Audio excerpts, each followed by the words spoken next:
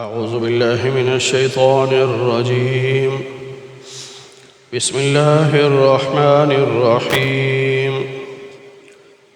قل يا عبادي الذين آمنوا اتقوا ربكم للذين أحسنوا في هذه الدنيا حسنة وأرض الله واسعة إنما يوفى الصابرون أجرهم بغير حساب. صدق الله العظيم. اللهم صل على محمد وعلى آل محمد كما صليت على إبراهيم وعلى آل إبراهيم إنك حميد مجيد. اللهم بارك على محمد وعلى آل محمد كما باركت على إبراهيم وعلى آل إبراهيم إنك حميد مجيد. 23ویں پارے کا 16واں رکوع سورہ زمر کی آیت نمبر 10 سے درس کا آغاز ہو رہا ہے۔ اللہ تعالیٰ نے نبی پاک صلی اللہ علیہ وسلم سے فرمایا کہ آپ میرے بندوں سے فرما دیجئے، یا عباد الذین آمنوا، اے وہ بندو جو ایمان لائے ہو، اتقوا ربکم، اپنے رب سے ڈرو، یعنی ایمان لانے کے بعد اللہ کی نافرمانی سے بچو۔ للذین احسنوا فی ہذہ الدنیا، جو دنیا میں نیک کام کرے گا اس کے لیے آخرت میں بھلائیاں ہی بھلائیاں ہیں۔ اچھے عمل کرے گا تو اچھا بدلہ ملے گا۔ وَأَرْضُ اللَّهِ وَاسِعَةٌ، اللہ کی زمین بہت وسیع ہے۔ یہ اس لیے فرمایا کہ بعض لوگ یہ کہہ دیتے ہیں کہ جی میں جہاں رہ رہا ہوں وہاں رہتے ہوئے دین پر چلنا بڑا مشکل ہے، وہاں کا قانون چلنے نہیں دیتا۔ بعض ملک ایسے ہیں پردہ نہیں کرنے دیتے عورتوں کو، مردوں کو داڑھی نہیں رکھنے دیتے، یا نماز نہیں پڑھنے دیتے، یا اذان نہیں دینے دیتے۔ تو اللہ فرما رہے ہیں کہ ان بندوں کو بتا دو اللہ کی زمین بڑی وسیع ہے، کوئی لازمی ہے وہیں رہنا ہے، کسی اور ملک میں چلے جاؤ۔ قیامت کے دن یہ بہانہ نہیں چلے گا کہ جہاں میں رہتا تھا وہاں میں دین پہ چل نہیں سکتا تھا، یہ بہانہ نہیں چلے گا۔ اس لیے اللہ تعالیٰ نے 21ویں پارے میں فرمایا، یہاں بھی ہے وَأَرْضُ اللَّهِ وَاسِعَةٌ، اللہ کی زمین بڑی وسیع ہے، تو کہیں اور چلے جاؤ جہاں دین پر چل سکو۔ إِنَّمَا يُوَفَّى الصَّابِرُونَ أَجْرَهُمْ بِغَيْرِ حِسَابٍ، اور جو صبر کرنے والے ہیں ان کو اجر دیا جائے گا بغیر حساب کے۔ کوئی بھی انسان نیکی کرتا ہے تو اسے 10 گنا ثواب ملتا ہے۔ 8ویں پارے میں ہم پڑھ چکے، من جاء بالحسنۃ فلہ 10 امثالها، جو ایک نیکی کرے گا 10 گنا ثواب دیں گے، یہ کم از کم ہے۔ اور بعض لوگوں کو اللہ تعالیٰ ایک نیکی پر 70 گنا ثواب دیتے ہیں، بعض کو 100 گنا دیتے ہیں، بعض کو 700 گنا دیتے ہیں، اور بعض اعمال ایسے ہیں کہ جن پر 7 لاکھ گنا ثواب ملتا ہے۔ لیکن جو صبر کرنے والے ہیں اللہ کہتے ہیں ان کے ثواب کا تو حساب ہی نہیں ہوگا نا، ہم بغیر حساب کے ثواب دیں گے۔ قل، اے نبی آپ ان سے کہہ دیجئے، انی امرت، مجھے حکم دیا گیا، ان اعبد اللہ، کہ میں اللہ کی عبادت کروں، اور کس طرح؟ مخلصا لہ الدین، خالص اسی کی بندگی کروں، یعنی اللہ کی بندگی میں ملاوٹ نہیں کہ اللہ بھی راضی ہو جائے اور ہمارے بت بھی راضی ہو جائے، اس طرح نہیں۔ جس طرح مشرک کرتے ہیں، اللہ کو مانتے ہیں لیکن اپنے بتوں کی پوجا بھی کرتے ہیں، کہتے ہیں جی بت راضی ہوں گے تو رب راضی ہوگا، تو بتوں کے آگے سجدے کرتے ہیں، ان کے نام کی منتیں مانتے ہیں، ان کے نام کی نظر و نیاز دیتے ہیں۔ اللہ کہتا ہے یوں کی عبادت مجھے نہیں چاہیے، میرے بندے ہو تو عبادت یوں کرو کہ خالصتاً اللہ کی بندگی ہو، اس میں ملاوٹ نہ ہو۔ وَأُمِرْتُ، اور مجھے حکم دیا گیا، لِأَنْ أَكُونَ أَوَّلَ الْمُسْلِمِينَ، کہ میں سب سے پہلا مسلمان بنوں۔ نبی سب سے پہلا مسلمان ہوتا ہے، کیونکہ نبی پر جب وحی آتی ہے تو وہ نبی اس وحی کو تسلیم کرتا ہے تو آگے دعوت دیتا ہے۔ اگر وہ تسلیم ہی نہ کرے تو آگے دعوت کیسے دے گا؟ تو جب پہلی وحی نبی پر اتری اور نبی نے تسلیم کر لی تو سب سے پہلا مسلمان تو نبی ہوا۔ اور یہی اللہ فرما رہے ہیں کہ آپ پر جو وحی آئے سب سے پہلے اسے خود تسلیم کریں، پہلے مسلمان بنے، پھر آگے دعوت دیں۔ قل، اے نبی یہ بھی فرما دیجئے، انی اخاف ان عصیت ربی، اگر میں اپنے رب کی نافرمانی کروں تو میں ڈرتا ہوں قیامت کے دن کے عذاب سے۔ نبی بھی اللہ کے عذاب سے ڈرتا ہے، حالانکہ نبی معصوم ہے، نبی سے گناہ نہیں ہوتا، اللہ نے نبیوں کو گناہوں سے بچایا، لیکن اس کے باوجود بھی نبی قیامت کے دن کے عذاب سے ڈرتے ہیں کہ اگر مجھ سے غلطی ہو گئی، میں نے نافرمانی کر لی تو قیامت کے دن عذاب سے مجھے بچانے والا کوئی نہیں ہوگا۔ اور یہی ہمیں سبق دیا جا رہا ہے کہ اللہ کی نافرمانی سے بچو، وگرنہ قیامت کے تمہیں بچانے والا کوئی نہیں ہوگا پھر جب رب کی پکڑ آئے گی تو۔ قل، آپ فرما دیجئے، اللہ اعبد، میں اللہ ہی کی عبادت کرتا ہوں، مخلصاً، اخلاص کے ساتھ، خالصتاً، لہو دینی، میں اسی کی بندگی کرتا ہوں، اللہ کی عبادت کرتا ہوں اور اس کی بندگی کو خالص اسی کے لیے کرتا ہوں۔ فَاعْبُدُوا مَا شِئْتُم مِّن دُونِی، مشرکوں سے کہا جا رہا ہے، نبی کہہ رہے ہیں مشرکوں سے کہ تم اللہ کے علاوہ جس کی عبادت چاہتے ہو کرتے رہو، یعنی میں تو اللہ کے علاوہ کسی کی عبادت نہیں کروں گا، ہاں تم کر رہے ہو کرتے رہو۔ پھر اللہ نے نبی علیہ السلام سے فرمایا کہ ان کو بتا دیجئے، ان الخاسرین الذین خسروا انفسهم واہلیہم، قیامت کے دن نقصان وہی لوگ اٹھائیں گے جنہوں نے دنیا میں اپنا بھی نقصان کیا، اپنے گھر والوں کا بھی نقصان کیا۔ جو کفر اختیار کرتا ہے یا شرک اختیار کرتا ہے وہ نقصان کرتا ہے اپنا، اور جو اپنے گھر والوں کو اس سے روکتا نہیں، سمجھاتا ہی نہیں، تو وہ اپنے گھر والوں کا بھی نقصان کر رہا ہے۔ اس لیے 28ویں پارے میں ہے سورہ تحریم کے آخر میں، یا ایھا الذین آمنوا قوا انفسکم واہلیکم نارا، ایمان والو اپنے آپ کو بھی اور اپنے گھر والوں کو بھی جہنم کی آگ سے بچاؤ۔ یہ صرف میری ذمہ داری نہیں کہ میں بس اپنی نماز پڑھوں، گھر والے جو مرضی کرتے رہیں، گھر کا سربراہ جو ہے اس سے قیامت کے دن اس کے گھر کے بارے میں پوچھو گے۔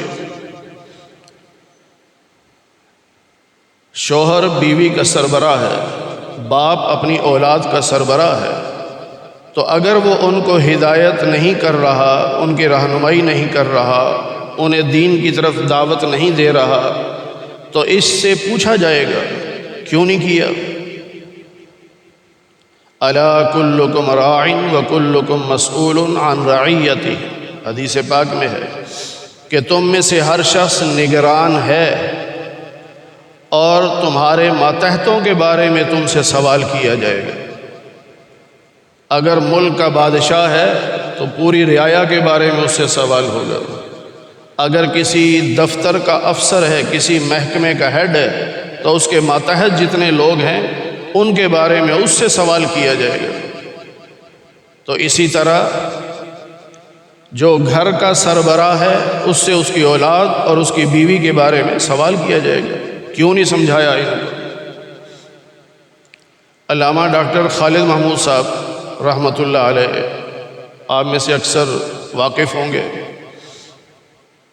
ایک مرتبہ فرمانے لگے کہ بتاؤ امام کی ذمہ داری کیا ہے؟ اب وہ بڑے آدمی تھے، ان کے سامنے کون بولے، ہم خاموش رہے۔ علامہ صاحب فرمانے لگے آج امام یہ سمجھتا ہے کہ میں وقت پہ نماز پڑھا دوں یا میں وقت پہ جمعہ پڑھا دوں میری ذمہ داری پوری ہو گئی؟ فرمایا نہیں، صرف وقت پہ نماز پڑھانا یا وقت پہ جمعہ پڑھانا کافی نہیں، اس کے پیچھے جتنے نمازی نماز پڑھ رہے ہیں ان کے ایمان کو بچانا اس کی ذمہ داری ہے۔ اگر کوئی نمازی خدا نخواستہ گمراہ ہو گیا اور امام نے اس کی فکر ہی نہیں کی، اس نے کبھی اس موضوع پہ سمجھایا ہی نہیں، تو قیامت کے دن امام سے پوچھا جائے گا کہ تیرے پیچھے نماز پڑھنے والا کا ایمان چلا گیا، تو نے کیوں نہیں محنت کی تھی؟ تو امام کی ذمہ داری ہے صحیح عقیدہ پیش کرے، لوگوں کو بتائے کہ اصل عقیدہ کیا ہے۔ تو اس لیے فرمایا کہ اپنا نقصان قیامت کے دن وہ کرے گا جو دنیا میں اپنا اور اپنے گھر والوں کا نقصان کر رہا ہے۔ ہمیں مال کا نقصان نظر آتا ہے، بچہ اسکول نہ پڑھے یہ نقصان نظر آتا ہے، لیکن گھر والے نماز نہ پڑھیں یہ نقصان نظر نہیں آتا، گھر والوں کا عقیدہ صحیح نہ ہو یہ ہمیں نقصان نظر نہیں آتا، ہماری اولاد کے اندر دیانتداری نہیں آ رہی بلکہ وہ بددیانتی کر رہے ہیں، ہمیں یہ نقصان نظر نہیں آتا۔ ہمیں فکر کرنی چاہیے۔ الا سنو ذالک هو الخسران المبین، اصل نقصان یہی ہے جو آخرت کا نقصان ہے، اور جو یہ نقصان اٹھائیں گے نا پھر ان کا حال کیا ہوگا؟ لہم من فوقہم ظلل من النار، جہنم میں ان کو لٹایا جائے گا تو ان کے اوپر بادل ہوں گے جو آگ کے ہوں گے، اور ان کے نیچے بھی بادل ہوں گے جو آگ کے ہوں گے۔ ایک یہ مثال دے کے سمجھایا گیا، یوں سمجھو کہ بادلوں کے اندر، آگ کے بادل کے اندر ڈال دیا گیا، اور 8ویں پارے میں یوں سمجھایا گیا کہ جس طرح انسان لیٹتا ہے تو نیچے بچھونا ہوتا ہے، اوپر چادر ہوتی ہے، تو فرمایا ان کے نیچے کا بچھونا بھی آگ کا ہوگا، اوپر کی چادر بھی آگ کی ہوگی۔ اور ایک جگہ یوں سمجھایا گیا کہ جس طرح آپ ڈرم دیکھ لیں، خالی ڈرم ہو، اس کے اندر آگ لگا دی جائے اور کسی کو اس کے اندر بند کر کے اوپر ڈھکن دے دیا جائے، تو جہنمیوں کے ساتھ یہ حال ہوگا کہ چاروں طرف آگ ہوگی اور وہ ایک ڈرم کے اندر بند ہوں گے، وہاں سے نکل نہیں سکیں گے۔ یہ کئی طریقے سے اللہ نے سمجھایا، تو یہاں بھی فرمایا کہ ان کے اوپر سایہ ہوگا، یعنی بادل ہوگا آگ کا، نیچے بھی بادل ہوگا آگ کا۔ ذالک یخوف اللہ بہ عبادہ، یہ وہ جہنم ہے جس سے اللہ اپنے بندوں کو ڈراتا ہے کہ میرے بندوں باز آ جاؤ، بچ جاؤ اس جہنم سے۔ یا عبادی فاتقون، اے میرے بندو مجھ سے ڈرو، میں نافرمانی سے باز آؤ۔ والذین اجتنبوا الطاغوت، اور وہ لوگ جنہوں نے اپنے آپ کو طاغوت سے بچا لیا۔ طاغوت سے بچانے کا مطلب ان یعبدوہا، کہ طاغوت کی عبادت نہیں کی۔ جبت اور طاغوت یہ مکہ والوں کے دو بت تھے، بڑے نامور بت تھے ان کے۔ 5ویں پارے میں ہم تفصیل پڑھ چکے ہیں کہ غزوہ احد کے بعد یہودی بھی پریشان تھے اور مشرک بھی پریشان تھے کہ 2 جنگیں ہو گئی، مسلمان جیت گئے اور ہم ان کا کچھ نہیں بگاڑ سکے۔ تو یہودیوں کا ایک وفد گیا کعب بن اشرف کی قیادت میں مکہ مکرمہ، اور انہیں جا کے کہا کہ ہم دونوں اتحاد کرتے ہیں، مل کر مسلمانوں پہ حملہ کرتے ہیں، تم باہر سے حملہ کرنا، ہم مدینہ کے اندر سے حملہ کریں گے، مسلمانوں کو ہمیشہ کے لیے ختم کر دیں۔ تو مکہ والوں نے کہا تم یہودی ہو تم تو بے وفا لوگ ہو، وعدہ خلاف لوگ ہو، ہمیں تم پر اعتماد نہیں۔ مکہ والوں کو پتہ تھا کہ یہودی ناقابل اعتماد قوم ہے، لیکن آج ہمارے مسلمان حکمرانوں کو نہیں پتہ، وہ یہودیوں سے یاریاں لگا رہے ہیں۔ یہ تو وعدہ خلاف قوم ہے۔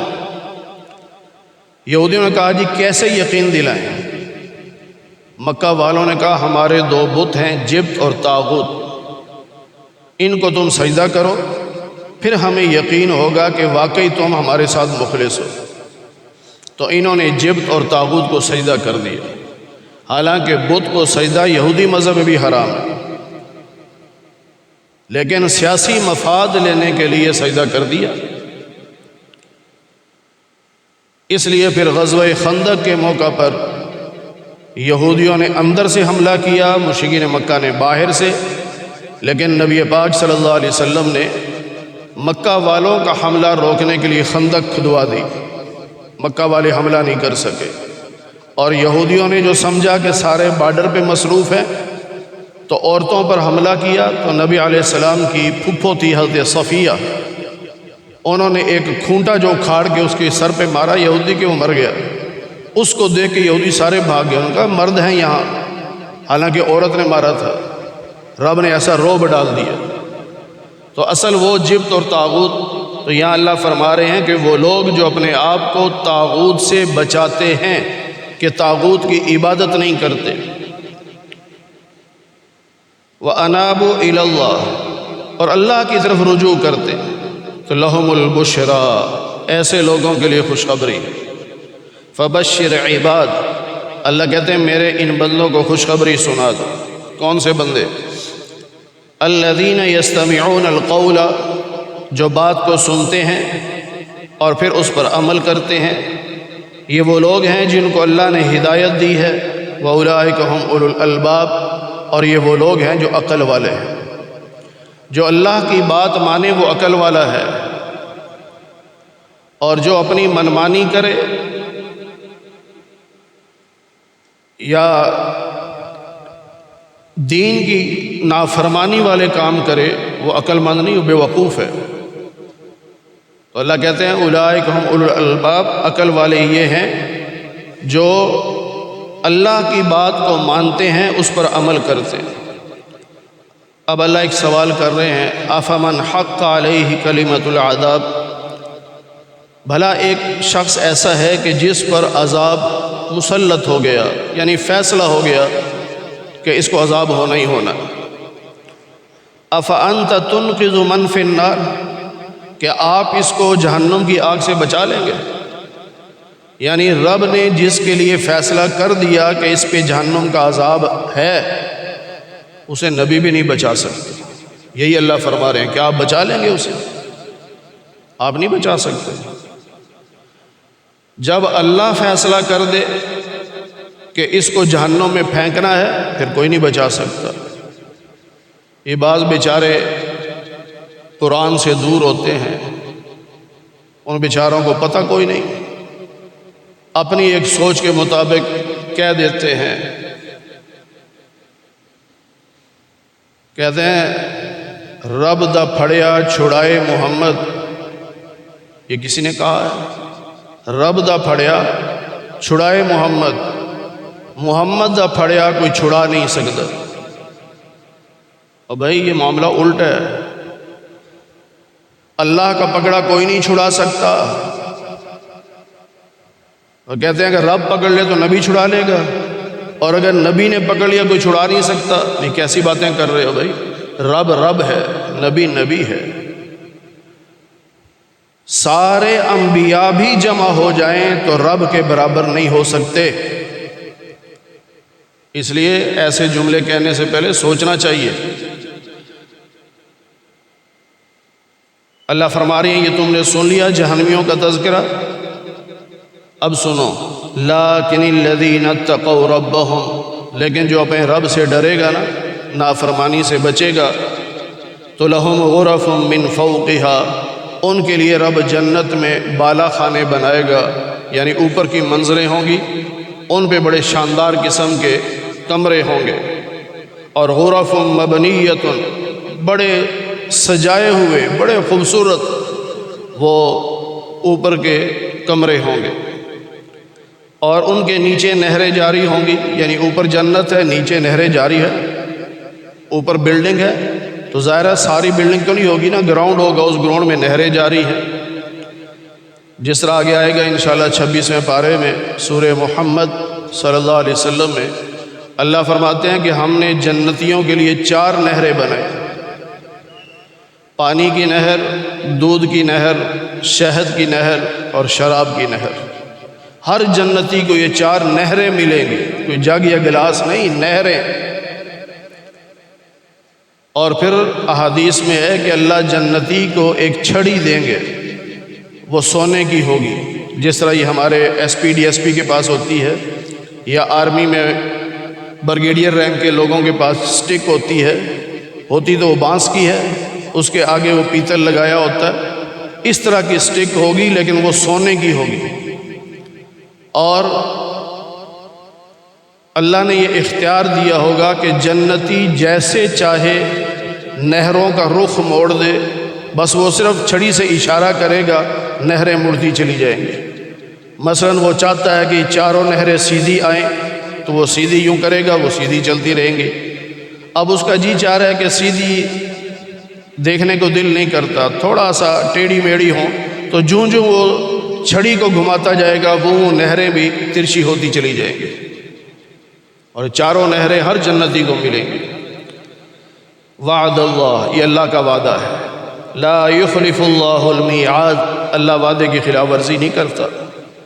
الم ترى، کیا تم نے دیکھا نہیں، ان اللہ انزل من السماء ماء، اللہ آسمان سے یعنی بادلوں سے پانی برساتا ہے، فسلکہ ینابیع فی الارض، پھر ان کو چلاتا ہے، یعنی پانی بہتا ہے دریاؤں کی شکل میں، نہروں کی شکل میں، کھالوں کی شکل میں، اور بعض جگہ پانی زمین میں جذب ہوتا ہے، پھر چشمے کی صورت میں باہر نکلتا ہے۔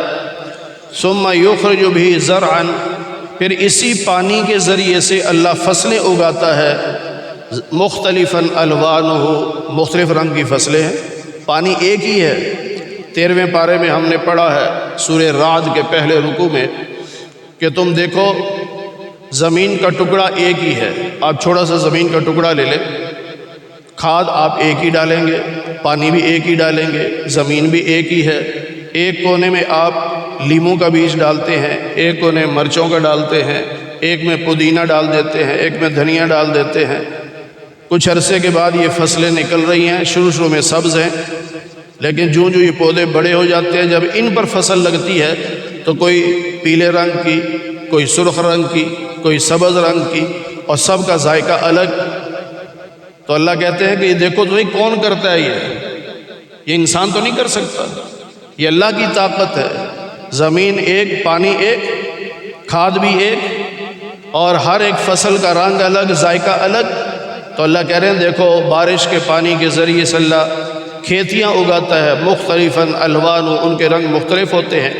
ثم یہیج، پھر اللہ ان کو خشک کر دیتا ہے، پہلے وہ سبز رہتی ہے، پھر وہ پکتی ہیں، جب پکتی ہے تو خشک ہو جاتی ہے، لیکن فتراہ مصفرا، تم اس کو دیکھو گے پیلے پیلے رنگ کی ہو گئی ہیں، لیکن ثم یجعلہ حطاما، پھر کبھی ایسا بھی ہوتا ہے کہ اللہ اسے بالکل چورا کر دیتا ہے، جس طرح گھاس کچھ دیر پڑا رہے مرجھا جاتا ہے، کچرا بن جاتا ہے، بعض دفعہ اللہ اس فصل پر ایسی آفت بھیجتا ہے، جس طرح اولے برسا دیے یا تیز ہوا بھیج دی، فصل ساری گر گئی، اب وہ کچرے کی طرح ہو جاتی ہے۔ تو یہ اصل میں مثال ہے انسان کی، پانی کے قطرے سے پیدا ہوا، چھوٹے سے پودے کی طرح بچہ، پھر بڑا ہوا، پھر جوان ہوا، ماں باپ سمجھتے ہیں جس طرح کھیتی تیار ہو گئی بس اب ہم کاٹ لیں گے، تو جو جوان ہوتا ہے ماں باپ کہتے ہیں واہ واہ ہمارا بیٹا جوان ہو گیا، اب یہ کمائے گا، ہم بیٹھ کے کھائیں گے۔ لیکن جس طرح اس فصل پر اچانک عذاب آ جاتا ہے اور وہ چورا چورا ہو جاتی ہے فصل، اسی طرح بعض دفعہ جوان بچوں کی موت ہو جاتی ہے اور ماں باپ بیچارے بیٹھے کے بیٹھے رہ جاتے ہیں۔ یہ اللہ بتا رہا ہے کہ یہ زندگی ہے، صرف فصل کو دیکھ لو، اس سے سمجھو کہ ہماری زندگی کیا ہے۔ پھر اللہ فرماتے ہیں ان فی ذلک لذکری، اس فصل میں اگر غور و فکر کرو گے نا تو عقل والوں کے لیے نصیحتیں ہیں کہ جو اللہ ایک دانے سے، ایک بیج سے یوں پودا اگاتا ہے، فصل اگاتا ہے، اسے پکاتا ہے، اس میں ذائقہ ڈالتا ہے اور پھر بعض دفعہ اسے ختم کر دیتا ہے، یوں ہی اللہ انسان کو بھی پیدا کرتا ہے، پھر بعض دفعہ اسے بڑھاپے تک لے جاتا ہے اور بعض دفعہ جوانی میں ہی ختم کر دیتا ہے۔ تو عقل والے اس سے سبق حاصل کرتے ہیں، نصیحت حاصل کرتے ہیں کہ بھئی مرنا تو ہم نے ہے ہی ہے، تو کیوں نہ ہم اللہ کی فرما برداری کریں۔ جو اللہ کی فرما برداری کرے گا وہ کامیاب ہوگا، اور جو اللہ کی نافرمانی کرے گا وہ ناکام ہوگا۔ دنیا تو جتنی رب نے زندگی لکھ دی اتنی ملنی ہے، لیکن آخرت اگر ایمان پر موت آئی تو جنت ملے گی، اگر ایمان پہ موت نہیں ہے تو پھر جہنم میں جانا پڑے گا۔ تو اس لیے انسان کو چاہیے، اور عقل مند بھی وہی ہے جو اپنے ایمان کی حفاظت کرے، اپنے رب کو اور اپنے رب کے نبی کو راضی رکھے۔ دنیا والوں کو راضی کرنے کے چکر میں نہ پڑیں، یہ نہیں راضی ہوتے کبھی بھی، اور نہ ان کو راضی کرنا کوئی فائدہ مند ہے۔ اللہ اور اس کے رسول کو راضی کرے تو کامیابی ہے۔ اللہ ہمیں قرآن کریم کی صحیح سمجھ نصیب فرمائے۔ الحمدللہ۔